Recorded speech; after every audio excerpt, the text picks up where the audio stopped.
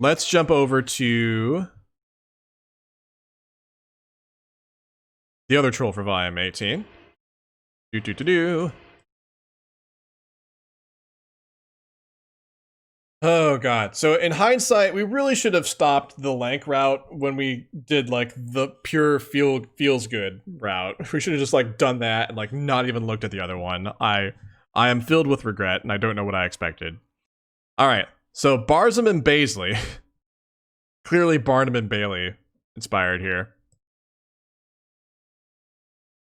You've gotten pretty good at the old friend-making game by now, but even an old hand at palling around like you, a real platonic Lothario, has bad nights sometimes. Tonight was one of those nights. It's getting close to morning, and not a new friend in sight. You'd met new people, sure, but none of your conversations had panned out the way you wanted them to. Regret is an inherent part of Homestuck. True. If there's something to regret, there's something to feel relief over. I guess.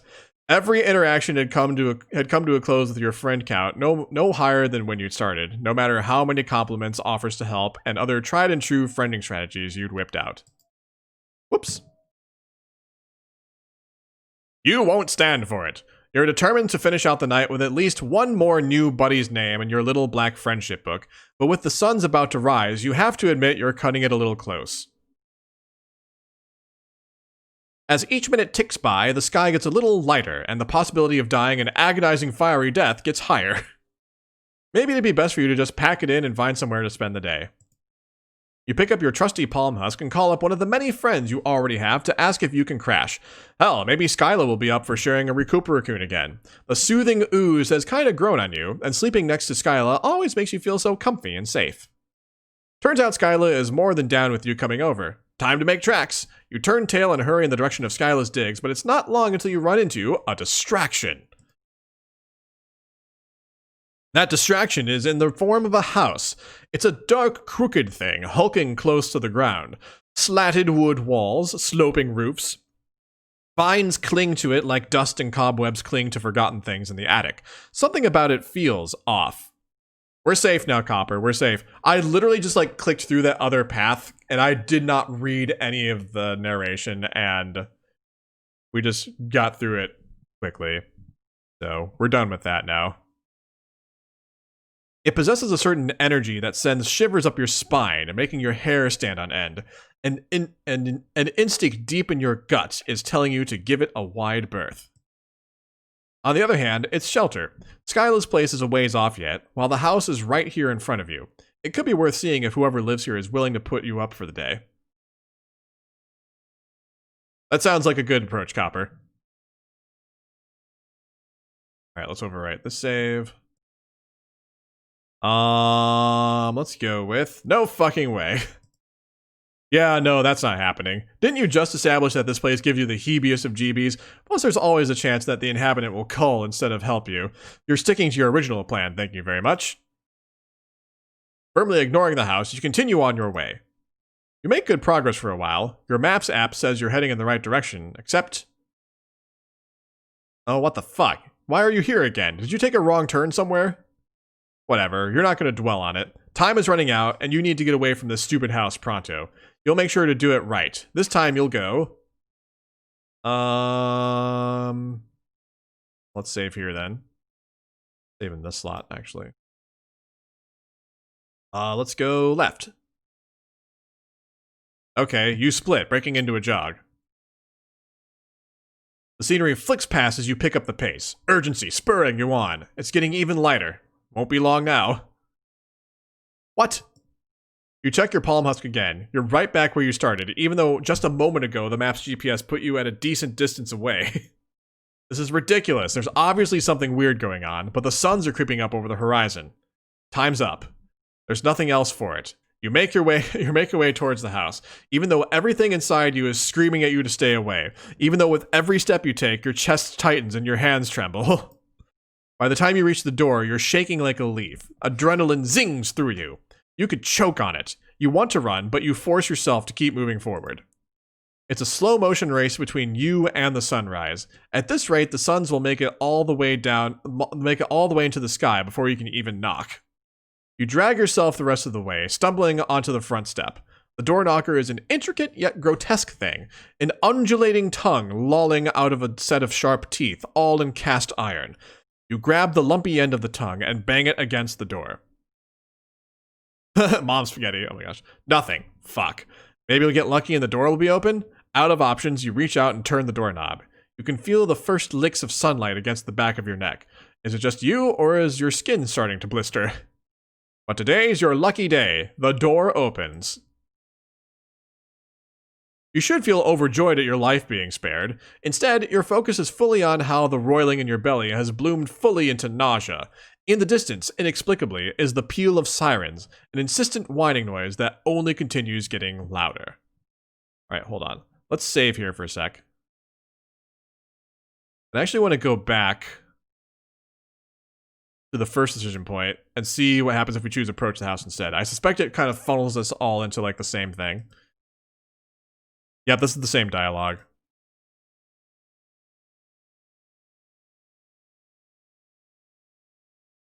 Yep, it's the same thing. And I assume if we chose to go right instead of left, it would still be the same thing. Yep, same thing. Alright. Just wanted to verify. No, let's load. For the sake of my curiosity, the illusion of choice is strong today. You shouldn't have come here, but it's not like you had another choice. You might as well see what awaits you inside. But as soon as you cross the threshold, the world lurches and you pass out. You come to in a different room than the foyer, head ringing like someone just whacked it. When you move to sit up, there's the sound of skittering all around you, like hundreds of tiny insects are scurrying away to safety. Had they been roaming the floor while you were knocked out? Gross. You prop yourself back on your hands and take a look around. Your impromptu nap has done nothing to assuage the deep sense of wrongness you have about this place. But hey, maybe you managed to sleep through the day. Maybe the sun has set again, so you can get the hell out of here. This sense of optimism is misplaced, probably, but it's not as if you can check. There are no windows. You cast your eyes around the room. Underneath the floral peeling wallpaper, the walls are riddled with damp and mold. And on the other side of the room, an open door, thank fuck. You aren't locked in then. You can go look for somewhere else in this place that might have got a damn might have a goddamn window. There's a lot of clowns on the wall. You step into a long, winding corridor. It's so cramped, you feel almost as though the walls are closing in. While it had been warm enough outside, in here a deep chill settles over you, sinking deep into your bones. You're half convinced you will never be warm again. Emanating from somewhere you can't see is music, tinny and rhythmic. It's soon interrupted by a crackling noise, like someone trying to tune in to the correct station on a radio. Oh no, are we home? Stuck? Oh dear. Oh no. Then one of the picture frames lights up. Looks like it was actually some sort of TV screen. Welcome. Welcome. We're glad that you are awake. And that you came to visit us. We've been really bored in this stinky old house. It really sucked. We could have just died. From how boring it was. Two voices. One monotonous and so quiet you can barely hear it. The other shrill, dramatic, like its owner never learned the meaning of the words indoor voice. Catching what the quieter person is saying isn't made any easier by the high-pitched giggling that starts up in the background whenever they start speaking. So hurry up and find us! We want to play a game. Gee, why do those words give you such a profound sense of deja vu? The line goes dead. At the same time, a door pops open at the other end of the corridor. You're meant to go through it, you guess. You'd rather go somewhere else, anywhere else, other than through that door, but there's nowhere else to go. It's the final countdown! That was a good one, non-binary. Good job. Or is there? Alright, let's save here. Let's approach the door.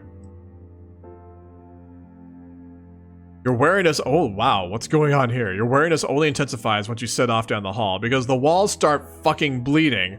You've seen enough troll blood at this point to be able to recognize it. Oh my god. Multicolored streams ooze over the wallpaper, and faded portraits lining the wall, collecting and congealing in sticky, viscous puddles on the floor. The narrow hallway becomes steeped in the stench of copper. Oh no, not the stench of copper! Oh no! You walk faster, but the streams of blood follow you, sluicing down from the ceiling as quickly as you walk.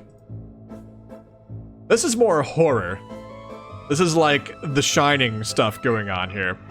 You reach the door, eager to get away from the grisly sight. You throw it open, but oh god, you hadn't considered what might be waiting for you behind it.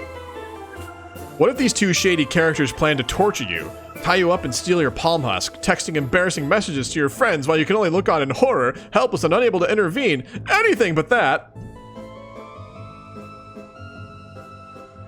It's too dark to see anything. All you can do is fumble and feel around with your hands. Getting out of the room again is a no-go. The door swung shut behind you as soon as you stepped inside. You shuffle forward on wobbly legs.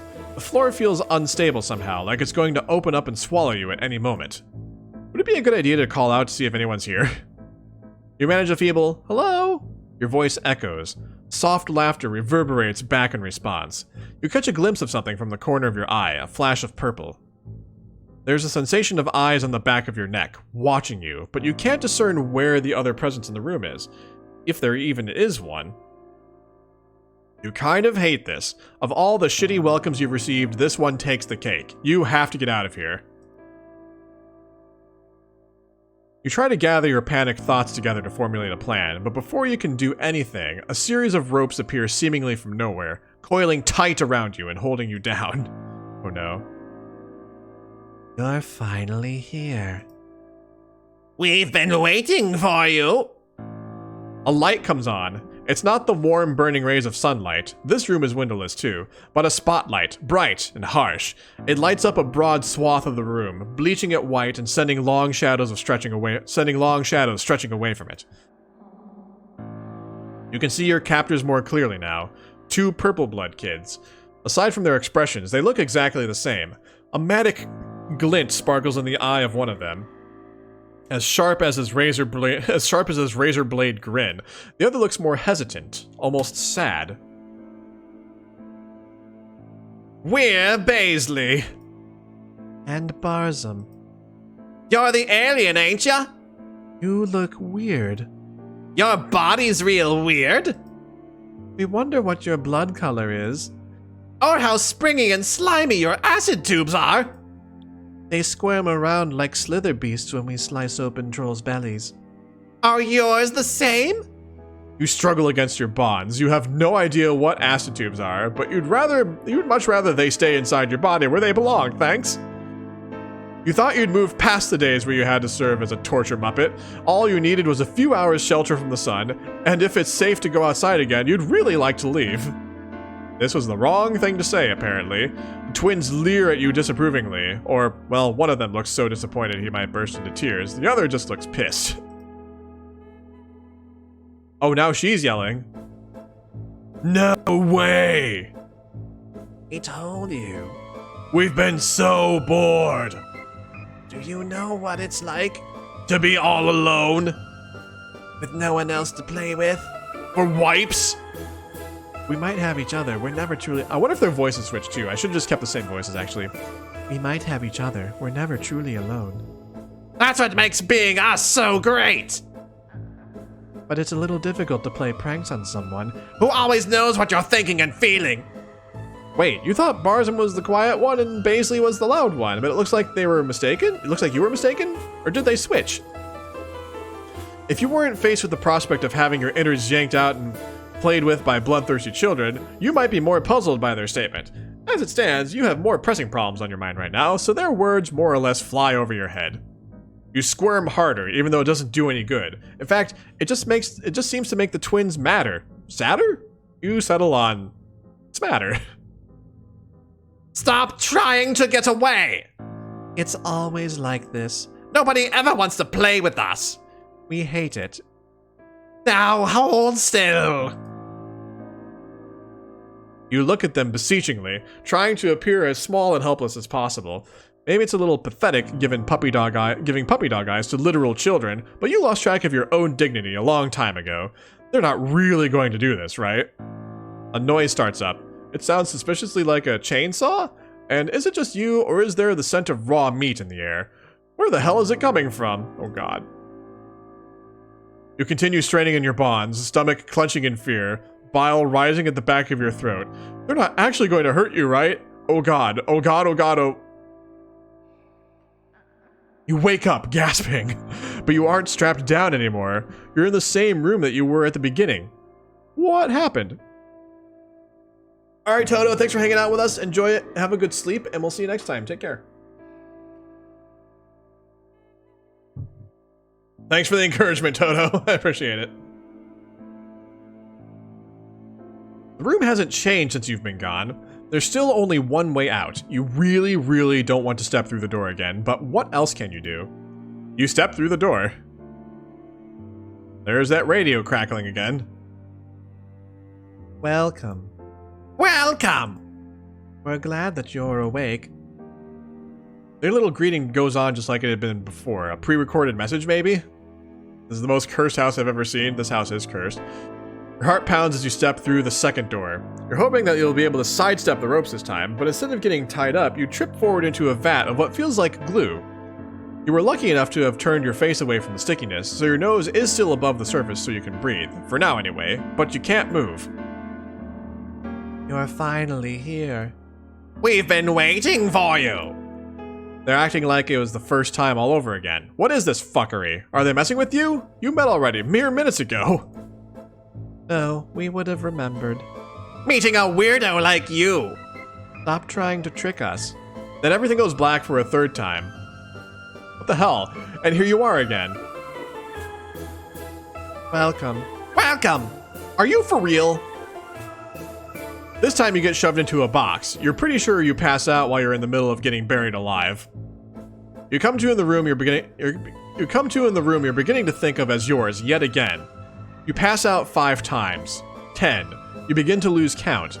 You never pass out at the same point during the twin shenanigans, but it inevitably happens, and you always end up right back where you started.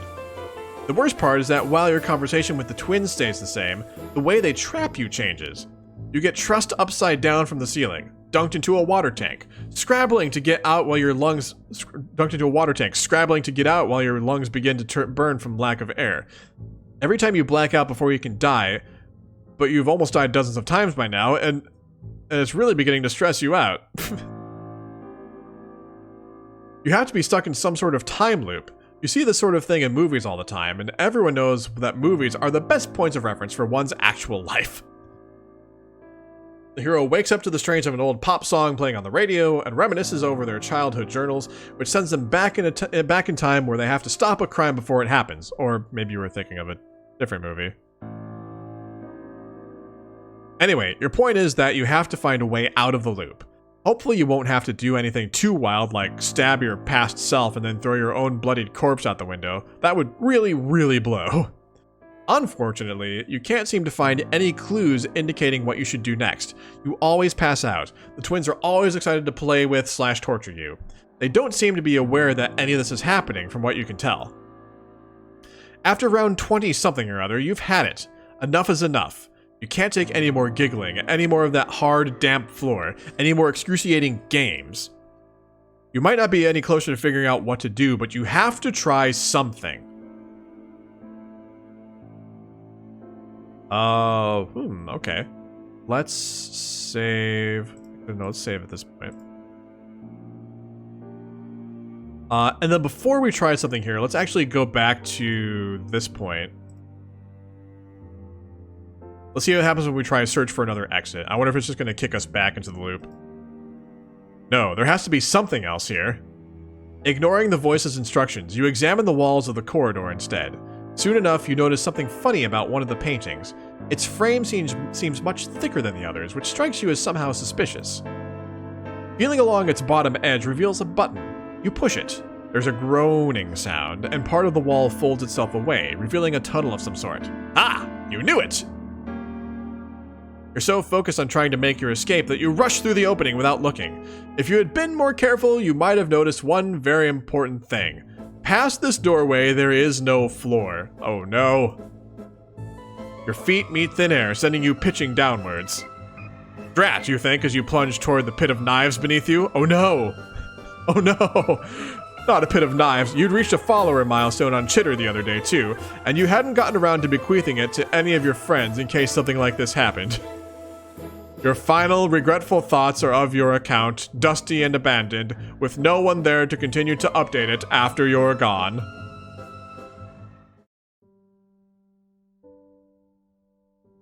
Okay, so that ending is dying via knife pit. Good to know. So the time loop is apparently the preferable option, or maybe not, depending on how you're feeling things. F for your chitter. F's in chat for chitter. Alright. Let's go with fuck this. There's one thing you've been doing wrong, appealing to the twins to let you go. All they seem to care about is torturing you. Of course, simply asking them for your freedom isn't going to work. You'll do things differently this time. If you want to escape, you'll have to go on the offensive. You wake up again. Disembodied voices, bleeding walls, game, check, check, check. You head towards the twins' room. Stand back, you yell before they can launch into their tirade. You're a weird, scary alien with weird, scary alien superpowers, and you're not afraid to use them. You switch on your phone's torch app, waving it around. You even attempt an intimidating roar for added effect. The only superpowers you're aware of is your irresistible charm and a set of truly banging gams, but they don't need to know that. Your gambit works. They don't cower in fear exactly, but they're bamboozled enough for you to look frantically around the room as much as you can with your paltry light source. There! An air vent with a loose grill! With a desperate yell, you launch yourself up towards it and crawl inside. The twins, finally aware this is all just an elaborate ruse, start shouting after you. The twins' indignant voices start to fade as you wriggle deeper into the dusty guts of the house. You can't have very long. It's only a matter of time until the diminutive terrors climb into the vents after you. Or maybe they'll run ahead and then cut you off via one of the other rooms the vents connected to. They must know the layout of the house better than you do. Much to your surprise, though, you re-emerge at one of the outside walls with no trouble. It's dusk, not day, for which you mutter a quick thank you to your merciful overlords. From here, it's a simple matter of picking your way down the vines until you get to the bottom. Once your feet touch the ground, you start running. When you cast one last wild glance back over your shoulder, you catch sight of them. Your captors, who you've successfully hoodwinked. They're standing in the grand front doorway, screaming. You have no idea why they aren't coming after you, but you don't question it, pumping your legs until they're burning. It's a good thing you spent all that time jogging with Stelsa. You've gotten really good at running away from your problems. You stop running once you can't see the house anymore. You're a little surprised that getting away turned out to be that simple, but you know better than to look a gift hoof beast in the squawk gaper. Relief floods through you in waves. You did it! You got away! You slow down to a leisurely walking pace, pulling out your phone as you go. You have a slew of texts from Skyla, who'd been wondering what happened to you after you never turned up. Her invitation to come over and hang out still stands, though. Oh boy, you can't wait to finally make your way over there and chill with her. You'd never play favorites among your pals, but you have to admit that you hold a particular fondness for Skyla. It's true, I do. Her whole thing where she always makes sure not to cause you any bodily harm, that definitely has its charms. You keep walking, but after a while your stomach starts to sink. It's been half an hour and your surroundings don't look any different. You should be closer to Skyla's neck of the woods by now. It's not until you catch sight of a weathered wall all wound with ivy that you realize what's going on. We're back at the house again. Why? It's the house again. You're still stuck. You're not going to be able to leave its grounds no matter how much you walk. You might have escaped the house, but whatever curse or time-space witchcraft this is, isn't confined to within those walls. You're in a pocket dimension of some sort, and you don't know how to break out. So now you can either return to the twins, since they're the only company you have out here, or make these bushes your new best friends. You look dolefully out at the miles of scraggy underbrush beside you, before you. Good lord. You would probably best get used to gazing at nothing but this, since it's all you're going to be seeing for a long, long time. Oh no, forever lost.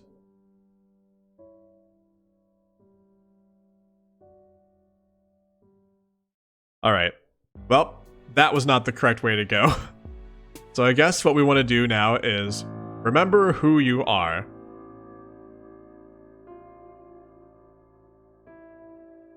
There's one thing you've been doing wrong, making this all about escape. You've been so preoccupied with not getting sliced to pieces with knives and everything that you've lost track of what's truly important. The word that echoes in your heart when you rise at dusk and pulses through your bloodstream during the rest of your waking hours until it's time to go to sleep. The word that's kicked off every single narrative you've starred in thus far. Friendship! You'll do things differently this time. You're going to bring yourself to truly care about these creepy clown children, god damn it, even if it's the last thing you do. And with the way things are going, it very well could be. Their MO is oddly benign this time, a tickling machine. Unfortunately, it's a little difficult for you to talk to them through all the laughter. What are these noises they're making? I think they're trying to tell us something. Miraculously, the tickling stops. You wheeze, trying to catch your breath, hoping to God you haven't peed. You've managed not to welt yourself out of fear until just now. It'd be just the worst to have broken your streak due to laughing too hard. What is it about clowns and you divesting your body of waste? After assuring yourself that your underwear is blessedly dry, you ask, if they kill you, won't they just be alone again? How is that beneficial for anyone? They'll be bored and you'll be, dead, which you would really rather not be. Their creeping saccharine smiles transform into matching expressions of confusion. Barzum puts a finger to her chin, cocking her head from one side as if deep in thought. Almost like a puppy. Under any other circumstances, you might even consider it cute. What are you talking about? We don't want to kill you. Maybe just cut you a little. You'll heal right back up again. Don't be such a wiggler. Some of the things they've tried to inflict on you would definitely have taken more than your regular human healing functions to recover from. But wait, you think back to Ramel taking a whole-ass club in her side and acting like it was no big. She said something about higher blood colors being able to take more of a beating too. Are the twins assuming that's the case for everyone?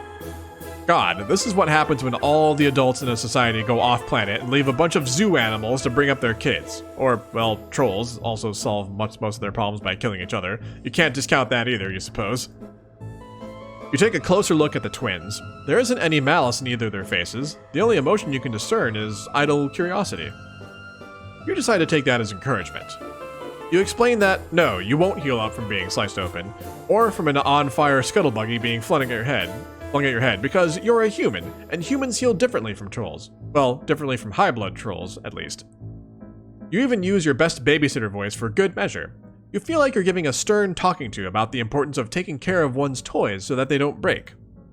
Instead, you propose, why don't you be friends? You can all play together instead of you being the subject of their torment. They'll be able to play with you for longer that way, too. They give you a strange look. Friends? What's that? Do people not agree to be their playmates very often? No. Usually everyone runs in the other direction. So we have to catch them. Or trick them. That explains a lot. You think you're beginning to understand. If they let you down, you can try and show them what you have in mind. They do. They actually free you. They turn all the lights on in the room too, so you can finally see everything in it. It's bigger than you expected, and set up like a circus tent. A wire is suspended along the ceiling. A person-sized target board rotates at dizzying speeds against the back wall. Juggling clubs, knives, scarves, and other props are piled across the floor. You recognize a few of the mechanisms they had inflicted on you before. It's pure chaos. So what else do they do with all this stuff? They're still staring at you as if they aren't quite sure how to deal with you engaging them voluntarily. You're feeling pretty tentative yourself. This whole interaction seems incredibly precarious. You're afraid that if you make a misstep, you'll end up back in the tickling rack again. This isn't ours. We just found it when we got here. But it does look a lot like what's in our hive. We can do shows. And stunts. All kinds of cool stuff. Fuck, even when they aren't threatening you, the way they talk in chorus like that freaks you out a little. In perfect unison, like they're one voice instead of two. You shake off your fears and suggest they show you a little something. They seem to like that idea. Excitedly, they scurry over to the target board. One twin stands against it, while the other picks up a handful of throwing knives. You're anxious. You don't exactly want them to rough up each other instead of you, but Barzum just throws the knives in a graceful arc. They surround Baizli perfectly, barely missing him. You gasp, your mouth a perfect O. Twins seem pleased with themselves, laughing together like they're sharing a secret. If you think that's impressive, watch this! They execute a sick flip on a pair of trapezes above a bed of swords, making a daring escape from one of the contraptions they trapped you in. They move similarly to how they speak, perfectly in tandem with each other. With the variety of obsessions you've seen among your friends, it figures that it was only a matter of time until you met someone who made a hobby of risking their lives. It's not too out there compared to cage fighting, you suppose, or collecting saucy East Alternian figures. You could have just escaped. From the trap he put you in earlier, you know. Why didn't you? You laugh nervously. Am I starting to like them? I don't know, Copper. I don't know. You laugh nervously. You haven't exactly had much practice, and maybe it would have been easier if you had someone else to help? You look at the two of them pointedly. You didn't even realize siblings were a thing among trolls, let alone twins. Sibling? What's that? You know, someone you, share a lucis with? Someone you hatched with in the same clutch? Are you phrasing that right? We do share a lucis. We share everything! We didn't just hatch from the same clutch. We hatched from the same egg! We were going to be a single troll, but we split in two! Just our bodies, though. Our minds are still one. One person, two bodies. We're one and the same. Okay, maybe siblings aren't a thing on Alternia after all. Being literally the same person is quite a bit different from the human concept of twins or siblings. Somehow this leads to them telling you all about a number of exploits they had with some of the other kids in the neighborhood. One story led to another, and soon you're recounting some of your own adventures too. They particularly love your attempt at giving an impression of Nikki, clapping and crowing as you get into a dramatic power stance and flex your flimsy muscles. You can't help but feel a little proud of yourself. You feel like the guy on Jurassic Park who walked into a velociraptor den and then all, "Be chill, my dudes," and they actually listened to him. Besides, there's something great about making kids laugh, even kids who were trying to murder you less than an hour ago. The twins are in the middle of talking about a prank they'd played that they found hilarious, and that you've been trying hard not to grimace in horror at, when you feel it, a certain change in the air. Didn't they mention they had been stuck here? Did we? Yes, we have. We tried to go out the door. Some sort of force pushes us back. You're the first other person we've seen since we got here. You have a hunch that might have changed. Why don't you all try again? They look at you skeptically. If you want. It's not going to be any different, though. You just tell them to trust you. You look at the front door.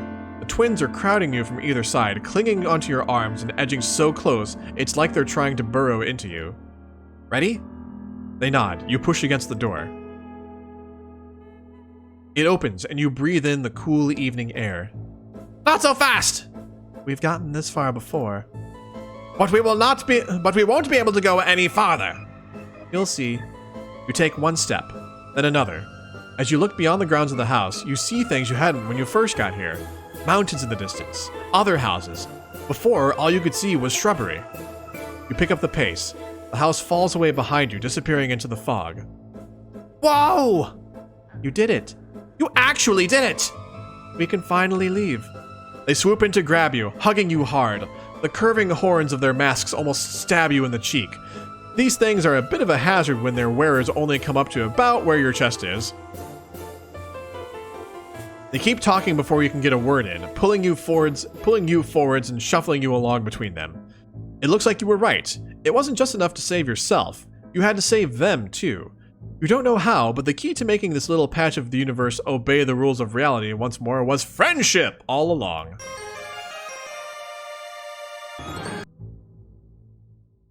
Whoa, did we just get faked out here? Ha ha ha! You should have seen your face. You were shit your gam tubes terrified. You heave a sigh as their incessant giggling surrounds you like so many playful ghosts. Yes, yes, you say. Very clever. They were the ones behind all this nonsense, weren't they? You started guessing somewhere towards the end. You wiggle your hands vaguely. All the time stuff. They sure scared you, all right. No. That wasn't us. We weren't talking about the Bloody walls and creepy sounds. None of that was real. That was all us. That was all Chuckle voodoos. We are the best at chuckle voodoos. We got you so good. They both bounce beside you excitedly. You blink down at them. You have no idea what the heck chuckle voodoos are, but you can only guess that it's some sort of illusionary thing. So they didn't have anything to do with time messing up? Folding in on itself? No. We told you. We've been trying to get out of that stupid house. For wipes.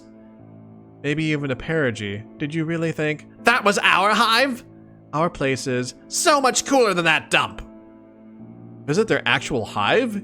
You have your reservations about that, but you can't find it within you to say no as they eagerly pull you along, one twin tugging your hand, the other looping an arm in yours. You look back at the house one last time. You have no clue whether the twins are lying, or, if they're telling the truth, what really caused what happened there. But right now, you're content enough knowing that you'll never have to see this place ever again.